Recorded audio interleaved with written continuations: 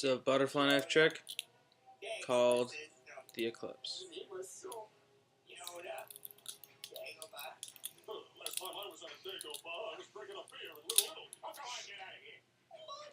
Just made that up literally 10 minutes ago.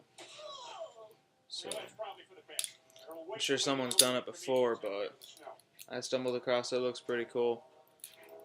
I like it. No one's perfect.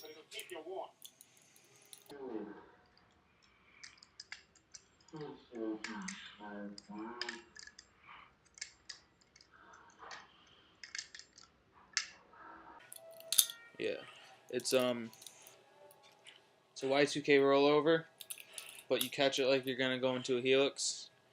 Flip it up, flip it back down to do a thumb rollover. Catch it, up, down, up. That simple. Looks pretty flashy, I think.